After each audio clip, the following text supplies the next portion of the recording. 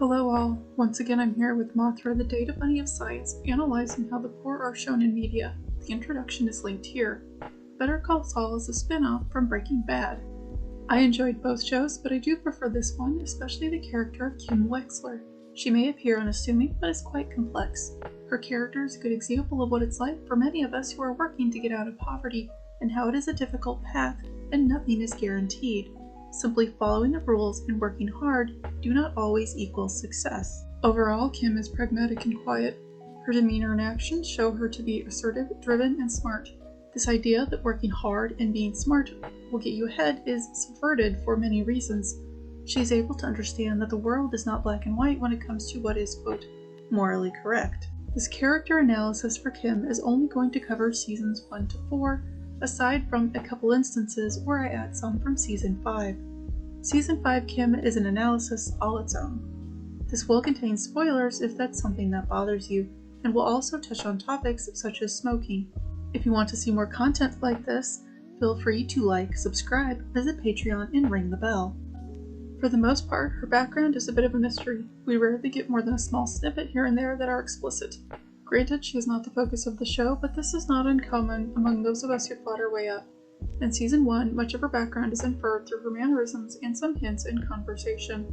By Episode 5, we find out in a conversation with Jimmy that she considered elder law because of the difficulties her grandmother faced, including her cousin stealing all the money. In Season 2, the tension in the relationship between Kim and Jimmy starts to be more important to the plot, but there is still a wall in learning about Kim's past. When they are watching a movie in Jimmy's new apartment, he asks what her obsession is with men being trapped in the North Pole is about. She responds that her dad loved the movie. The movie they are watching is the 1968 film Ice Station Zebra. Wikipedia describes it as, quote, a 1968 Metro-colored Cold War-era suspense and espionage film. I haven't seen this movie yet, but in Breaking Bad, Ice Station Zebra Associates is the name of a company that Saul Goodman uses for tax evasion. The movie is adapted from a novel and essentially centers around the US and Soviet forces, because of course it does, and they're trying to get a canister of film that ends up being destroyed as they rescue people from the Arctic. It's a film that has action and appears to look at the concept of how we view right and wrong. If you have happened to have seen this movie, please comment below if this somehow ties into the plot. When we get to Episode 6, she has lunch with Rich Schweikert, who represents the opposing side of the Sandpiper case. Kim is often the one that becomes the soundboard for learning about others' backgrounds, like Chuck talking about the relationship between his father, himself, and Jimmy. In this instance, before Rich discusses his background, he tells Kim that he learned she was in the mailroom for 6 years and has been at HHM for 10 years in total, so 4 years as an attorney, I'm guessing. Often when people are giving their background, she genuinely listens with a neutral face usually, and waits until she is sure they are done before speaking if she has something to add. Because of her professionalism and her work, she gets an interview to work at Schweikert & Copley, but is not going to notify HHM until she gets the official offer. Through her conversation with Jimmy in Episode 7, she reveals that she has roughly $15,000 left in student loans that she's paying back to HHM, and her entire education was financed because she was making mailroom money. If she's no longer in the mailroom for the past 4 years, I'm curious as to how much she is making as an attorney, and what her payments are, or how long she was going to end up making payments. She has a modest car and apartment, so she's clearly not a heavy spender. Later in the episode, when she's at her interview, she explains that she went to the University of New Mexico. When the interview is focused on her professional career, she is more confident and assertive in her tone. As it shifts to her personal life and asking where she came from, her body language changes. Kim is originally from Nebraska, where her choices were marrying the guy that ran the gas station or being a cashier at the local grocery store. Her discomfort starts to show through, though, and she appears uneasy sharing personal information. Further in the series, it's specified to be Red Cloud, Nebraska. It's a decent little town and inspiration for author Willa Cather. According to the 2010 census, there were 1,020 people, and the population has been slowly decreasing since the 1980s. And looking at the map, there isn't much nearby, just a lot of open space and highway. By Season 3, that barrier to Kim's background is still pretty strong at the start. However, by the end of the season, when she has her car accident, her character begins to shift more and her intense focus on work softens. Instead of going straight back to work, she takes some time to relax by going to Blockbuster and renting nearly a dozen movies. Between this and the white trash food of cheese on cheese, that she consumes while watching them is when I really started to make that connection between her background and why she reveals so little of it.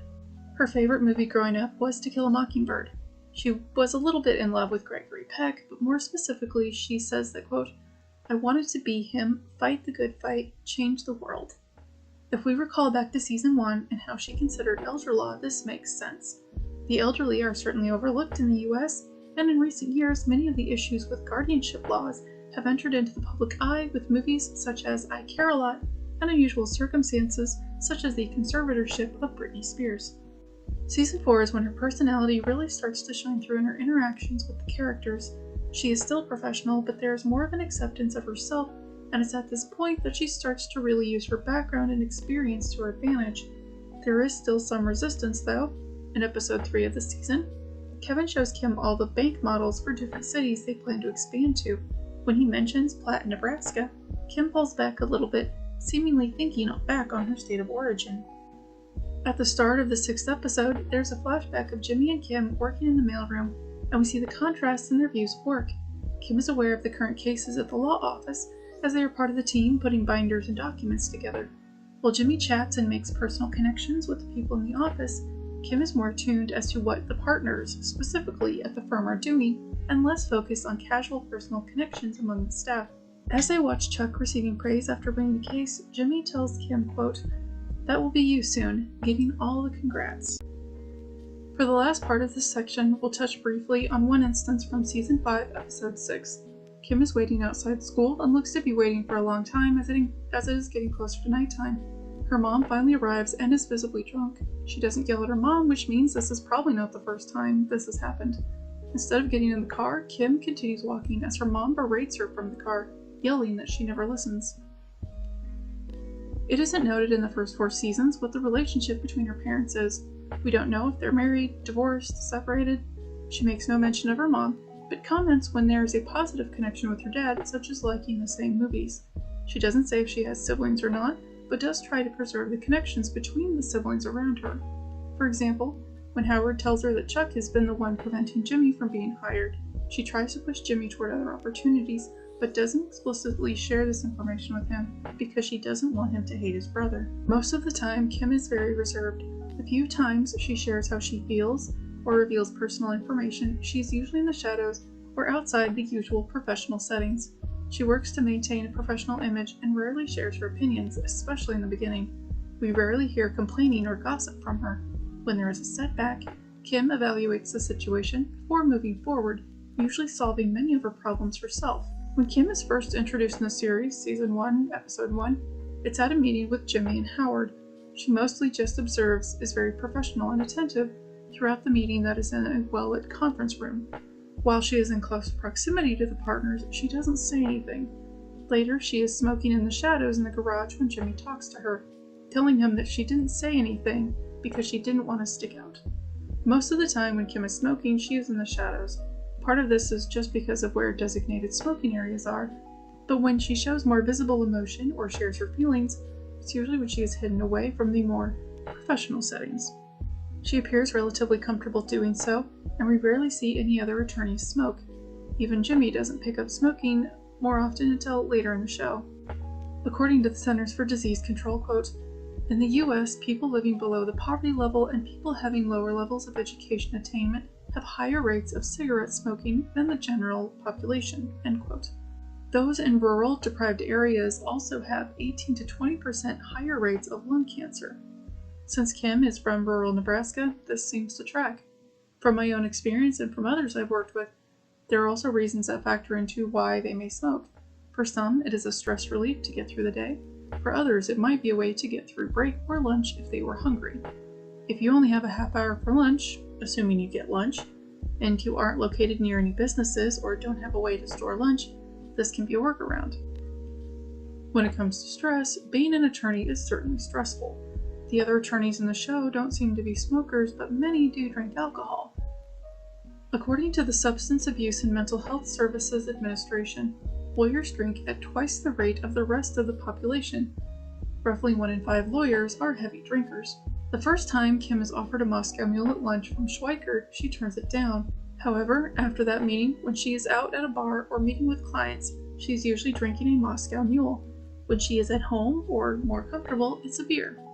Once again, it's a picture of the separation between her personal and private life. Professional settings, she is good at keeping a level head. When dealing with the Kettlemans, it's clear that she is frustrated at how they are reacting to the deal that she was amazingly able to get them. Part of her job is keeping the client, and she wants to make partner, which is why when she fails, she is sent to the cornfield or basement to do the grunt work, and it's usually in very dim light. I think it's interesting that it's called the cornfield, and it might be a metaphor for a place Kim doesn't want to be. Even though she is doing her job, following all the ethics and steps that she is supposed to, she is downgraded. It's possible that another attorney would have worked to go ahead with a not guilty defense. For Kim, I think part of it is she genuinely has her client's interests at heart instead of just doing what they want. She points out the deal keeps the time that he separated from his family at a minimum. Another part of it is that it's pragmatic in the sense that it would be sort of a win because they were terrible at covering their tracks, and she knows they would lose the case if they went ahead with not guilty. She brings up the fact that there is public outcry at the funds being embezzled, and it's clear that Mrs. Kettleman has probably never been poor, or she's at least naive in thinking they would actually win, or stupid, or stubborn, all of the above, take your pick. That got her. Draw your own conclusions. Kim suggests returning the money and making a fresh start, and I quote, "It's painful, I know. I know what I'd do. It's tough starting over, and your family is worth it." End quote. In situations like this, Kim often mentions family. Since she rarely speaks about hers, it seems that leaving Nebraska meant leaving her family behind and starting over from scratch. After the meeting, she talks to Jimmy in the darkness of the garage, explaining that her 2-year plan is now a 10-year plan, and admits that they are dumb criminals. Something she would never say in the office, but feels comfortable sharing with Jimmy, obscured from view. When the Kettlemans are essentially forced to go back to HHM, as they are in the elevator headed up towards the light, as it were, Kim mouths the words "thank you" to Jimmy so that he knows that she appreciates his efforts, and she can still maintain her professional image in front of the client. During season 2, Jimmy starts to push the bounds of what is allowed at work, such as airing a commercial that wasn't approved by the partners. Kim is part of the backlash because it is assumed she knew about it before it was approved. When she confronts Jimmy about this, it's one of the first times we see her vent her frustrations in daylight, so to speak, telling Jimmy that she put herself on the line and that, quote, "I believe in you, but I made my beliefs known to them." Considering that she was sent to doc review during the Kettleman's case, it's certainly a real threat that she will be reprimanded again. One of these instances where this interplay of light and shadow are switched is during her interview with Schweikert and Copley. When the interview centers around her professional accomplishments, she is confident, poised, and well prepared. As it comes to a close, they ask her about her personal life, and her body language shifts. She is caught off guard a bit and gives far shorter answers. Considering how she carries herself when working at HHM, it's likely that she didn't share much about herself, and that when she makes her beliefs known to them, it doesn't seem to end well. When the interview is over, they are chatting in the lobby, which is not as bright as HHM's lobby. At first, Kim is relieved that the interview is over, elated at what she perceives will end in a better job opportunity. That is, until she accidentally calls Rich Howard. The second she realizes her mistake, her jovial attitude disappears and she reverts back to being professional. Rich just laughs the situation off and is unaffected by it, but from Kim's face, it's likely her thoughts went to the worst possible scenario and that she didn't get the job. Throughout season 3, Mesa Verde is Kim's main and usually only client. They usually have meetings in well-lit or bright areas, and she is extremely professional. As Kim shows her capabilities as a lawyer, she starts to let her guard down and show a little more emotion. At first, it's because she's becoming more confident in her abilities, but by episode 7 in season 3, her push to maintain this image of being near perfect and put together wears on her as the lack of sleep and extreme amounts of stress start to wear on her. When she is talking with Paige and going through notes, she lashes out but quickly apologizes. This extreme focus continues to build until the point she falls asleep at the wheel at the end of season 3. When Jimmy goes to see her at the hospital, she tells him that, quote, "I worked most of last week on maybe 6 hours of sleep, and then I crossed 3 lanes of traffic and I don't remember any of it." The shock from this incident makes her recalibrate her focus and reconsider what she wants and what will get her there. By season 4, that separation of public versus private is even more blurred, and Kim is generally the same whether in shadows or light. One of the biggest examples is when she confronts Howard about what was left to Jimmy from Chuck's estate. While it's not the first time she confronts Howard about something, it's the first time she lets loose and puts it all out there. Even when Howard shows he is affected by Chuck's death as well, it doesn't deter her from yelling at him about what is really fair. This is contrasted later on with her reaction as Jimmy reads the letter from his brother out loud. Even though Jimmy has been one of the few people she shares her emotions with, she goes to the other room away from Jimmy to take a minute and grieve. In episode 7 of this season, Kim starts to build that division between public and private image again, but is not as rich as before. Now, instead of fervently holding tightly to established rules, she is more willing to push the boundaries when following the rules don't work. When making a deal with the DA doesn't work in Babineaux's case, Kim is the one that comes up with the plan of making him out to be a local hometown hero in Louisiana. She then helps Jimmy with his bar hearing after he was rejected the first time around by helping to improve his public image and assisting with the appeal. There are many more examples, but this is already long enough for now. In further videos, I'll be expanding on other aspects of her character and how it plays into the series. Thanks so much for making it this far. Feel free to like, subscribe, check out Patreon, or ring the bell to know when the next one comes out. Until next time.